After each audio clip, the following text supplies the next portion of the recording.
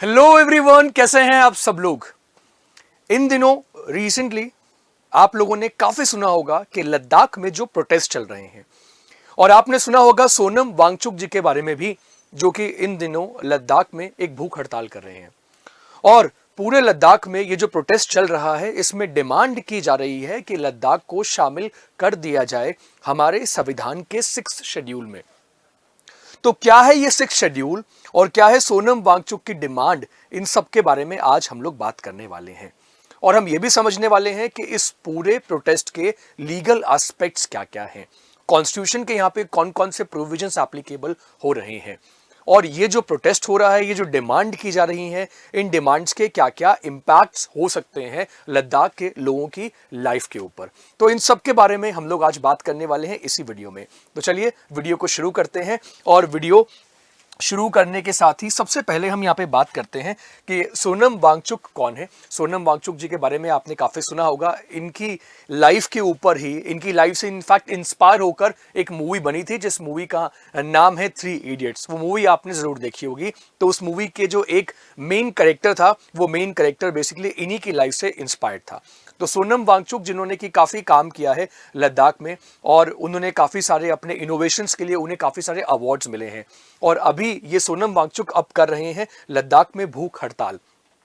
तो ये जो स्ट्राइक कर रहे हैं, पीसफुल स्ट्राइक जो ये कर रहे हैं, इस पीसफुल स्ट्राइक में लद्दाख के लोग भी इनका काफी सपोर्ट कर रहे हैं। और इनकी डिमांड क्या है ये जरा देखिए।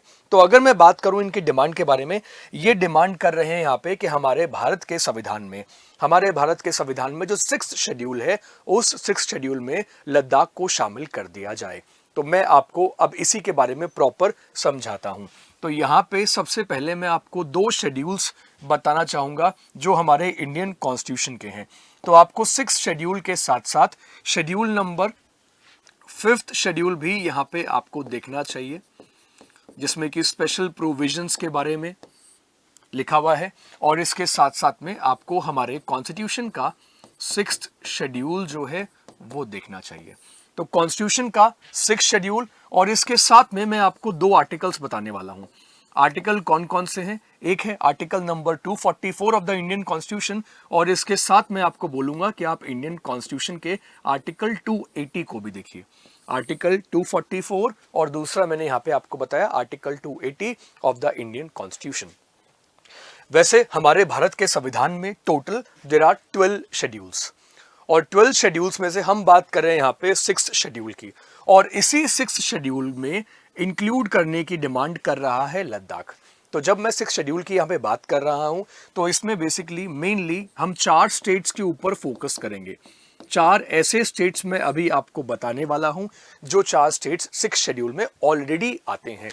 और इस शेड्यूल में आने के क्या क्या कॉन्सिक्वेंसेस या क्या क्या रिजल्ट्स हो सकते हैं, अभी उनके बारे में भी हम लोग बात करने वाले हैं। तो अगर यहाँ पे मैं बात करूं कि ऐसे कौन कौन से हमारे देश में स्टेट्स हैं जिनमें कि ये 6 शेड्यूल में शामिल किया आता है। सबसे पहले मैं बात करता हूं यहाँ पे जिस स्टेट की, that state is called Assam. तो अगर आपने असम के बारे में सुना होगा, असम को 6 शेड्यूल में डाला गया है। इसके अलावा मैं आपको बता देता हूं, मेघालय को भी इसमें शामिल किया गया है। मेघालय के साथ साथ मिजोरम, और उसके साथ में त्रिपुरा। तो ये अगर आप 4 स्टेट्स देखेंगे, तो ये सब किस में शामिल हैं? ये बेसिकली एक 6 शेड्यूल में शामिल की गई हैं। तो त्रिपुरा यहाँ पे है, आसाम यहाँ पे है, मेघालय यहाँ पे है, और साथ ही साथ में यहाँ पे मिजोरम है। अब ये स्टेट्स आती हैं 6 शेड्यूल में, और लद्दाख को भी इसी में शामिल करने की डिमांड की जा रही है। लेकिन ऐसा डिमांड क्यों की जा रही है, अब इसे समझना होगा।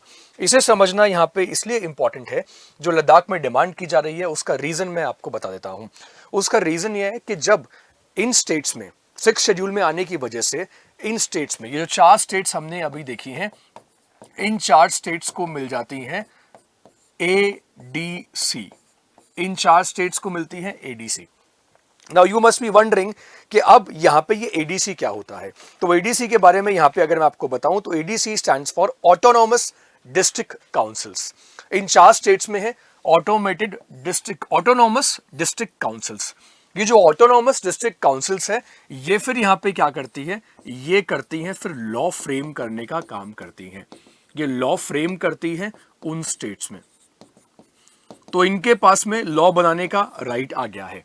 और ये राइट इनको किसने दिया है, ये राइट मैंने आपको बताया, जैसे कि 6 शेड्यूल में अगर कोई स्टेट आ गया है, 6 शेड्यूल में आने वाली जो स्टेट्स हैं, सबसे पहले हमें ये समझना होगा कि ये वो वाली स्टेट्स हैं जो चाइना के साथ हमारा बॉर्डर, जो हमारे चाइना का जो बॉर्डर है उसके आसपास वाली ये स्टेट्स हैं।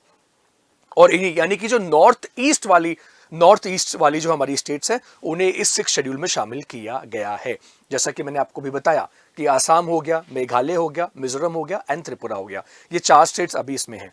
और इनको मिलती है क्या, इनमें होती है ऑटोनॉमस डिस्ट्रिक्ट काउंसिल्स, जो यहाँ का पूरा गवर्नेंस देखती है, और इनके पास में रूल्स एंड रेगुलेशन बनाने की पावर होती है। और इसी वजह से क्या होता है कि जब इन 4 स्टेट्स में एडीसी होने की वजह से यहाँ पे state government and central government का इंटरफेरेंस जो होता है वो इन स्टेट्स में मिनिमम हो जाता है। अब इन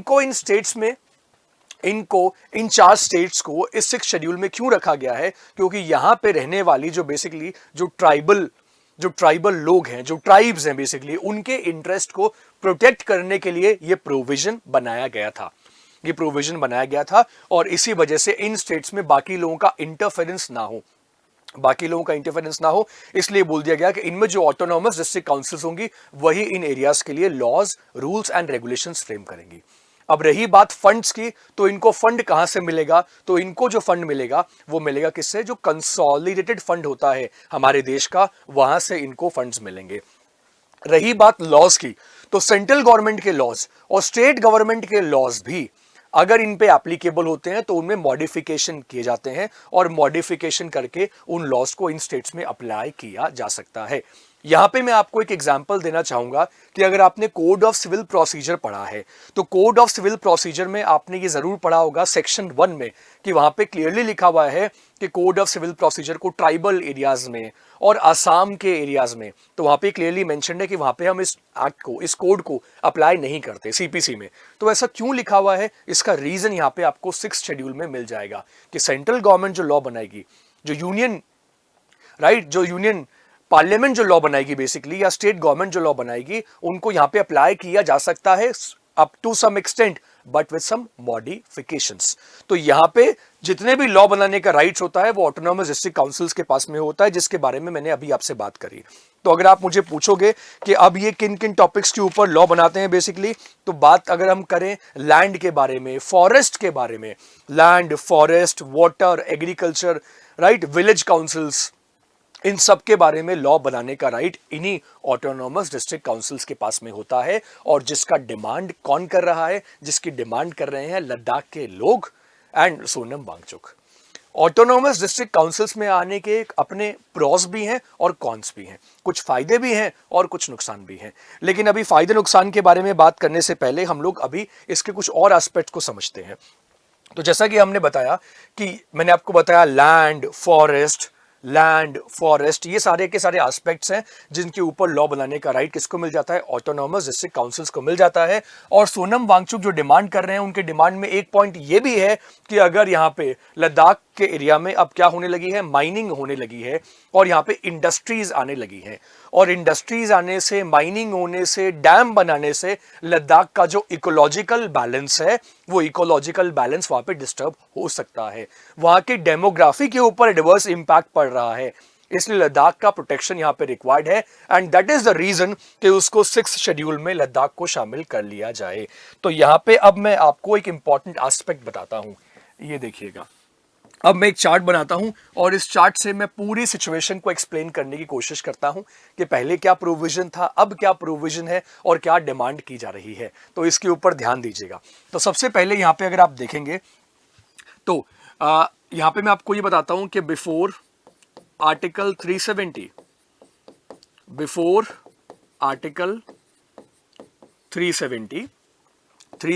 जब रिपील हुआ, उससे पहले क्या पोजीशन थी, जरा इसको समझते हैं।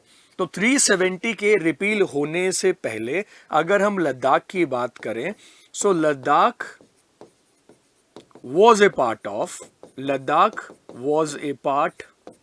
of Jammu and Kashmir. तो जम्मू एंड कश्मीर स्टेट का लद्दाख एक हिस्सा था। तो पूरी जो प्रोटेक्शन आर्टिकल 370 की जब हम बात करते हैं तो आर्टिकल 370 वाले जो प्रोविजंस थे वो जम्मू एंड कश्मीर और लद्दाख के ऊपर एप्लीकेबल होते थे। लेकिन तब लद्दाख के लोगों का ये कहना था, तब उनकी तरफ से ये कहना था कि हमारी जो बेसिकली कैपिटल है उसकी लद्दाख से डिस्टेंस कितनी ज्यादा है और कोई इफेक्टिव रिप्रेजेंटेशन जो है वो हमें मिल ही नहीं रहा। ये उन लोगों की डिमांड थी। उसके बाद में क्या होता है, उसके बाद में देखिए, और तो Ladakh was a part of JNK state, JNK state का पार्ट था। और उसके बाद में आता है 2019। अब 2019 आता है और 2019 में दो चीजें होती है। सबसे पहले क्या हुआ, सबसे पहले यहां पे देखिएगा आप आर्टिकल 370 जो है, आर्टिकल 370 को रिपील किया गया और उसके साथ में इंट्रोड्यूस किया गया Jammu and Kashmir reorganisation act 2019। तो Jammu and Kashmir reorganisation act 2019 को इंट्रोड्यूस किया गया और इसके साथ ही बना दिया गया, और इसके साथ ही क्या हुआ, इसके साथ ही लद्दाख को बना दिया गया एक यूनियन टेरिटरी। लद्दाख को एक यूनियन टेरिटरी बना दिया गया। लेकिन अब सोचने की बात यह है कि अगर आपने लद्दाख को यूनियन टेरिटरी बना दिया है तो क्या लद्दाख के पास अपनी लेजिस्लेटिव असेंबली है या नहीं? तो यहां पे इसका भी आंसर देखिएगा। आंसर यहां पे यह है कि जब हम दिल्ली की बात करते हैं तो दिल्ली भी एक यूनियन टेरिटरी है। दिल्ली एक यूनियन टेरिटरी है, लेकिन दिल्ली की जो यूनियन टेरिटरी है उसमें there is a legislative assembly. वहां उनके पास अपनी एक विधान सभा है। They have their own legislative assembly. ये बात आप समझ रहे हैं? यूनियन टेरिटरी है दिल्ली, लेकिन यूनियन टेरिटरी होने के साथ साथ दिल्ली की अपनी लेजिस्लेटिव असेंबली भी है। दिल्ली के साथ साथ अगर मैं बात करूं तो सेम सिचुएशन पौंडीचेरी में भी है।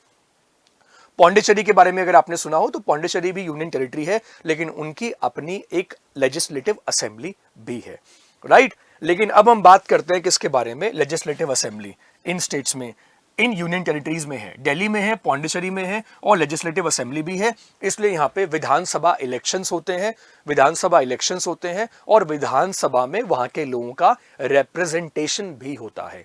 लेकिन अब अगर हम बात करते हैं लद्दाख के बारे में, तो अब लद्दाख की जो करंट पोजीशन है वो क्या है, ये जरा समझिएगा। तो लद्दाख की जो करंट पोजीशन है वो ये है कि लद्दाख के पास में, उनके पास में अब अपना कोई भी, ना तो उनके पास में नो लेजिस्लेटिव असेंबली, उनकी कोई लेजिस्लेटिव असेंबली नहीं है, उनकी कोई विधानसभा नहीं है, इसलिए विधानसभा में स्टेट लेवल पे उनका कोई रिप्रेजेंटेशन ही नहीं है। पहले जम्मू एंड कश्मीर विधानसभा हुआ करती थी, लेकिन अब आप लोगों को पता है कि Jammu and Kashmir union territory बन गया है, तो वो कंट्रोल किसके हाथ में आ गया है? जो कंट्रोल है पूरा का पूरा यूनियन टेरिटरी बनने के बाद कंट्रोल शिफ्ट हो गया है। और क्योंकि लद्दाख जम्मू एंड कश्मीर से अलग होकर एक अलग यूनियन टेरिटरी बन गया विदाउट ए लेजिस्लेटिव असेंबली, विदाउट ए लेजिस्लेटिव असेंबली। और अगर मैं बात करूं मेंबर ऑफ पार्लियामेंट के जब इलेक्शंस होते हैं, लोकसभा के जब इलेक्शंस होते हैं, उसमें लद्दाख का रिप्रेजेंटेशन क्या है? तो आपको यहां पे जान के बड़ा सरप्राइज महसूस होगा। There is only one MP, there is only one MP, MP from Ladakh. Ladakh से पूरे लेह लद्दाख, पूरा लेह लद्दाख एंड कारगिल का भी जो एरिया है, उस पूरे एरिया को रिप्रेजेंट करने के लिए सिर्फ एक ही एमपी है उस पूरी कॉन्स्टिट्यूएंसी से। तो अब जरा सोच के देखिए और अब आप इसको कंपेयर कीजिए। अब आप इसको कंपेयर कीजिए दिल्ली से, कि दिल्ली में अगर आप देखेंगे तो पोजीशन पूरी तरीके से डिफरेंट है। दिल्ली में स्टेट लेजिस्लेटिव असेंबली है जहां पे कि 70 सीट्स है, 70 सीट्स है। दिल्ली में जब एमपी के इलेक्शंस होते हैं तो उसकी भी वहां पे 4 सीट्स है। तो दिल्ली का एक इफेक्टिव रिप्रेजेंटेशन है, दिल्ली का एक इफेक्टिव रिप्रेजेंटेशन हमें देखने को मिलता है। लेजिस्लेटिव असेंबली मैंने आपको बताया, वहां पे गवर्नर भी है, वहां पे विधानसभा भी है, चीफ मिनिस्टर भी है, चीफ मिनिस्टर भी है, और इसके साथ साथ रिप्रेजेंटेशन जो है वो रिप्रेजेंटेशन उनका लोकसभा में भी है। बट सोचने की बात यहां पे ये है कि लद्दाख का क्या रिप्रेजेंटेशन है, और इसी बात को लेकर सोनम वांगचुक जो है वो क्या कर रहे हैं, वो प्रोटेस्ट कर रहे हैं, और उनके साथ लद्दाख के लोग भी यहां प्रोटेस्ट कर रहे हैं। तो ये तो उनकी पोजीशन है। अब ये उनकी करंट पोजीशन है, तो उनकी डिमांड क्या है? बेसिकली यहां से उनकी डिमांड बस इतनी सी है कि 6th शेड्यूल में लद्दाख को शामिल कर लिया जाए। क्योंकि जब लद्दाख को 6th शेड्यूल में शामिल कर लिया जाएगा तो उसके बाद में जो ऑटोनॉमस डिस्ट्रिक्ट काउंसिल्स होती हैं, डिस्ट्रिक्ट काउंसिल, रीजनल काउंसिल्स हैं, वो बनाने का वो वहां पे लद्दाख में बनाई जा सकेंगी और वहां पे ऐसे लोगों का रिप्रेजेंटेशन होगा जो लद्दाख की प्रॉब्लम्स को समझते हैं। जब से 370 हटा है उसके बाद से क्या होने लगा है कि इंडिया के अलग अलग हिस्सों में से लोग जाकर लद्दाख में लैंड खरीदने लगे हैं। जैसा कि आप सब लोगों को पता है कि 370 हटने से पहले लद्दाख, क्योंकि जम्मू एंड कश्मीर का ही पार्ट था, जम्मू एंड कश्मीर का पार्ट था और जम्मू एंड कश्मीर का पार्ट होने की वजह से वहां पे कोई प्रॉपर्टी नहीं खरीद पाता था और हमारा जो फोकस होता था, जब भी हम सोचते थे, we used to think about Jammu and Kashmir only, right, क्योंकि लद्दाख का इतना इफेक्टिव रिप्रेजेंटेशन पहले भी नहीं था और वो रिप्रेजेंटेशन हमें कहीं ना कहीं लगता है कि इंक्रीज होना चाहिए और यही डिमांड है, यही डिमांड है उनकी। तो अब प्रॉब्लम यहां पे क्या आ रही है? प्रॉब्लम यहां पे रिप्रेजेंटेशन की ही तो आ रही है असली, कि जब यहां पे ऑटोनॉमस डिस्ट्रिक्ट काउंसिल्स बनेंगी तो उससे क्या होगा, उससे वहां के लोग जो है वो उस काउंसिल्स का पार्ट होंगे, तो वो वहां के लिए जो लॉ रेलेवेंट होगा, जो लॉ वहां के लिए इफेक्टिव होगा, ऐसा लॉ बना पाएंगे। पहले लोग लद्दाख में प्रॉपर्टी नहीं खरीद पा रहे थे, लेकिन अब लोग लद्दाख में प्रॉपर्टी खरीदने लगे हैं हमारे देश के अलग अलग हिस्सों से। और प्रोटेस्ट करने वाले लोगों का ये कहना है कि ये लद्दाख जो है, यहाँ पे इंडस्ट्रीज अब बहुत ज्यादा आ रही हैं जो कि वहां पे डैम्स बना रहे हैं, वहां पे प्लांट लगा रहे हैं और इससे वहां का इकोलॉजिकल सिस्टम जो है वो डिस्टर्ब हो सकता है। और अगर इन सारी बातों से लद्दाख को बचाना है, अगर उन्हें उस एरिया को सेव करना है, तो सेव करने के लिए क्या करना पड़ेगा? इनको सेव करने के लिए जरूरी है कि 6th शेड्यूल में, जैसे कि 4 स्टेट्स ऑलरेडी हैं, 5वां वहां पे किसको बना दिया जाए? लद्दाख की यूनियन टेरिटरी को उसका पार्ट बना दिया जाए, ताकि लद्दाख में भी फिर ऑटोनॉमस डिस्ट्रिक्ट काउंसिल्स हो जो कि वहां के लिए लॉ बनाए। लेकिन मैं आपको ये बता देता हूं कि ऑटोनॉमस डिस्ट्रिक्ट काउंसिल, जिसके बारे में मैंने आपको प्रोविजन बताया कॉन्स्टिट्यूशन का 5th schedule and 6th schedule देखिएगा, आर्टिकल 244 देखिए उसके लिए आप हमारे कॉन्स्टिट्यूशन का, और 5th और 6th शेड्यूल देखो। लेकिन मैंने जैसा कि आप लोगों को बताया कि अगर जब आप ऐसे ऑटोनॉमस डिस्ट्रिक्ट काउंसिल्स जब बना देते हैं तो उसमें कुछ उसके बेनिफिट्स भी हैं और कुछ उसके नुकसान भी हैं। एक तो जैसा कि मैंने आपको बताया कि फंड के लिए ये काउंसिल्स जो होती हैं ये पूरी तरीके से गवर्नमेंट के ऊपर डिपेंडेंट होती है और उसके बाद में कोऑर्डिनेशन भी, यहाँ पे एक कोऑर्डिनेशन और करप्शन, ये कुछ चैलेंजेस हैं। तो ये चैलेंजेस जो हैं ये फेस करने पड़ते हैं इन ऑटोनॉमस डिस्ट्रिक्ट काउंसिल्स को। ऑलराइट, तो ये जो काउंसिल्स हैं इनके पास में सिविल और क्रिमिनल पावर्स होती हैं, ये लोग विलेज कोर्ट्स भी बना सकते हैं, तो इनके पास में बहुत सारी एडमिनिस्ट्रेटिव पावर भी होती हैं और बहुत सारी जुडिशियल पावर्स भी होती हैं। लेकिन इसका ये मतलब तो नहीं है कि ऐसा करने से लद्दाख की सारी प्रॉब्लम्स जो हैं वो सॉल्व हो जाएंगी। तो व्हाट आई पर्सनली फील, या हमें यहाँ पे क्या करना चाहिए, यहाँ पे बेसिकली एक ऐसा सॉल्यूशन जो है वो इम्प्लीमेंट होना चाहिए, ऐसा सॉल्यूशन यहाँ पे बनाना चाहिए जिसमें कि लद्दाख का जो इकोलॉजिकल बैलेंस है उसको भी सेव किया जा सके, लद्दाख के लोगों का रिप्रेजेंटेशन जो है वो हमारे कानून बनाने में उसको भी इम्प्रूव किया जा सके, और उसके साथ साथ वहाँ का जो कल्चर है उसके कल्चर को भी प्रोटेक्ट एंड सेव किया जाए, और ये भी ध्यान में रखा जाए कि वहाँ का जो इकोलॉजिकल बैलेंस है वो पूरी तरीके से सेफ रहे। तो इस वीडियो में हमने बात की किसके बारे में? लद्दाख का जो इशू है, जो प्रोटेस्ट हो रहा है, उसके लीगल एस्पेक्ट्स के बारे में हम लोगों ने बात की है। मैं उम्मीद करता हूं कि वीडियो आपको काफ़ी पसंद आया होगा और आपको ये सारे एस्पेक्ट्स ज़रूर समझ में आए होंगे जो हमारे कॉन्स्टिट्यूशन के हैं। इसके साथ साथ मैं आपको जाते आते बताना चाहूँगा कि अगर आप लोग प्रिपेयर कर रहे हैं RJS के लिए, APO के लिए या फिर JLO जैसे एग्जामिनेशंस के लिए, तो उत्कर्ष आपके लिए लेकर आया है होली हंगामा। और इस होली हंगामा में उत्कर्ष अपने सारे कोर्सेज पे ऑफर कर रहा है 90% तक का ऑफ, और इसके साथ ही उत्कर्ष ऑफर कर रहा है यहाँ पे 3 मंथ्स का डिस्काउंट। तो अगर आप जुडिशरी की प्रिपरेशन कर रहे हो, स्टेट जुडिशरी की, या फिर आप APO के लिए प्रिपेयर कर रहे हो, तो उत्कर्ष ऐप पे आप इन सारे कोर्सेज के लिए एनरोल कर सकते हैं। और याद रहे कि ये सिर्फ 28 मार्च तक वैलिड है, जिसमें कि आपको जो स्क्रीन पे प्राइस नजर आ रही है ये प्राइस अभी उत्कर्ष ऑफर कर रहा है इन सारे कोर्सेज पे, और साथ ही साथ जैसे कि मैंने आपको बताया 3 मंथ्स की एक्स्ट्रा वैलिडिटी। इसका बेनिफिट कैसे लेना है? इसका बेनिफिट लेने के लिए आपको सिंपली इस वीडियो के डिस्क्रिप्शन में उत्कर्ष की ऐप का लिंक मिलेगा, उस लिंक पे क्लिक करके आप इस ऑफर का बेनिफिट जो है वो आप उठा सकते हैं। ऑलराइट, और यहाँ पे जो क्लासेस आपको मिलेंगी वो रिकॉर्डेड भी मिलेंगी एज वेल एज लाइव भी मिलेंगी। तो ये सारी क्लासेस रिकॉर्डेड और लाइव होती हैं, और यहाँ पे बेस्ट एजुकेटर से मिलती है एक्सपर्ट गाइडेंस, और इसके साथ साथ आपको मिलते हैं PDF notes and printed notes as well. Alright, तो ये इंफॉर्मेशन आपके साथ शेयर करनी थी, तो इस इंफॉर्मेशन का बेनिफिट आप जल्दी से जल्दी ले लीजिए और अपनी प्रिपरेशन को बूस्ट कीजिए। सो मैं पूरी उम्मीद करता हूं कि आज के इस वीडियो से आपको काफी क्लियरिटी मिली होगी about the legal aspects of Ladakh protest. अगर आपको हमारा आज का ये वीडियो पसंद आया तो इस वीडियो को लाइक कीजिएगा, हमारे चैनल को सब्सक्राइब जरूर कीजिएगा। मैं आप लोगों से मिलता हूं अपने अगले वीडियो में। Thank you so much, take care, bye bye.